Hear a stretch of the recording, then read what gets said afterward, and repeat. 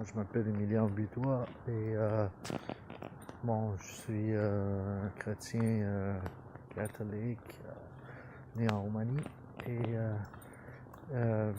je vais bienvenue dans ce canal où vous êtes sur Internet. Ces vidéos vont être pour augmenter, vous aider dans le chemin de sanctification, le chemin de Jésus-Christ qu'il a désigné pour vous. Quant à moi, je vais partager non seulement mes visions, mes rêves, c'est la même chose, apparitions quelques-unes, pas grand-chose, pas beaucoup, mais bon, c'est ça. Et des voix intérieures un peu présentes, mais la plupart, et puis si l'occasion se présente, si j'ai le temps, peut-être même de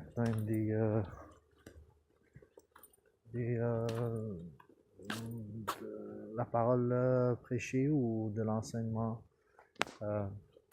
des Écritures ou ce que le Seigneur me dit et m'a dit à travers un bon nombre d'années. Je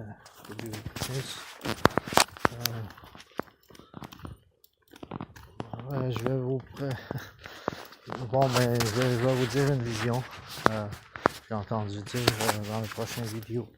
Je vais commencer. Je coupe pas. C'est le Seigneur, il marchait. Et aujourd'hui, ça s'appelle le chemin de Jésus, où est-ce qu'il a marché.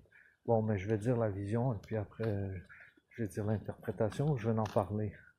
La vision, c'est Jésus marchait, et plutôt je vois devant, et je marche en ligne, et je suis peut-être le troisième, le quatrième en ligne, et je vois des dos de personnes, et c'est Jésus qui marche, et si je me souviens bien, j'avais l'impression que je suivais le Seigneur, mais très rapidement, parce que tout à coup, moi je vois pas mon corps dans cette vision, mais je suis à la droite, j'entends derrière moi, tout derrière moi, Saint Pierre, l'apôtre qui dit: mais si Jésus vient j'ai entendu en anglais parce que j'étais à Toronto dans l'époque. Si Jésus vient à la fin, comment peut-il venir s'il est bon et couper le monde court, parce qu'il pensait à la vie.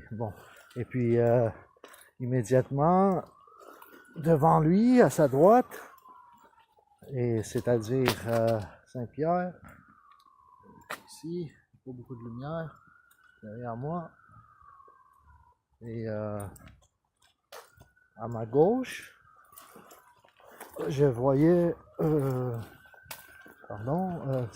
Marie-Magdalène, la Sainte Marie-Magdalène, et elle s'est tournée avec vigueur et a dit hold your tongue, ce qui veut dire garde ta langue. Elle fait comme ça, garde ta langue à Saint-Pierre, hold your tongue. Et ça m'a toujours frappé avec, je vais en parler après, je vais pas. Avec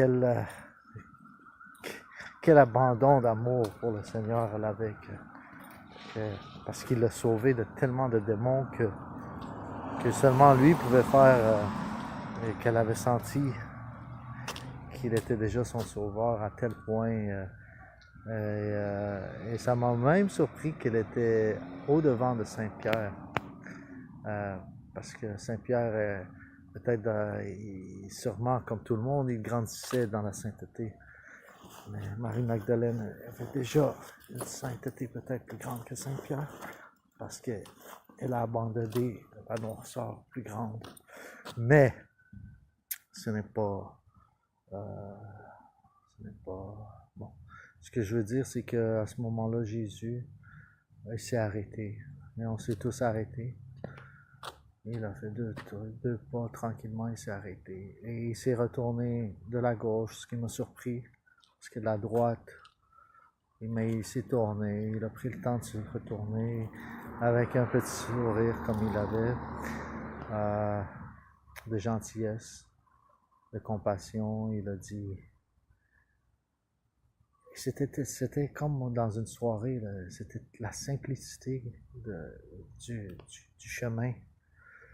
Je dis ça parce que lorsque le Seigneur revient, je veux faire une parenthèse, lorsque le Seigneur revient, ils appellent ça la parousie. C'est l'extase totale pour les chrétiens qui attendent son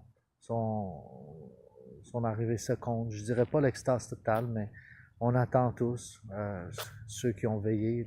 La parabole, je voulais dire la relation entre le petit chemin et la parousie, c'est que, regardez, lorsque Dieu a inspiré à Saint Pierre de se demander cette question-là, c'était dans un tout petit chemin humble. J'avais l'impression que c'était dans la nuit. Non seulement parce que beaucoup de visions que j'ai eues étaient en noir et blanc, mais la blancheur était... Bon, c'est vrai qu'il n'y avait pas de lumière dans ce temps-là, mais non, mais c'était tamisé, la lumière. Le blanc de la vision était tamisé et j'avais l'impression qu'on était de nuit. Bon, et Jésus, et à la parousie, Jésus, lorsqu'il avait ce sourire, c'était dans un petit chemin humble, puis lorsqu'il va revenir, ça va être tellement... Et ça m'a toujours surpris que c'était tellement tranquille lorsqu'on le suivait, là, on était un ou deux seulement, ou un, et puis pas plus que ça. Bon, et puis elle a dit à Saint-Pierre, oh, tiens ta bouche, tiens ta langue. Et Jésus, qui, comme les Écritures disent, qui entend, qui sait tout, s'est retourné. Et comme ça, tourné. Bon, je n'ai pas baissé la tête. Puis là, il a souri, puis il a dit,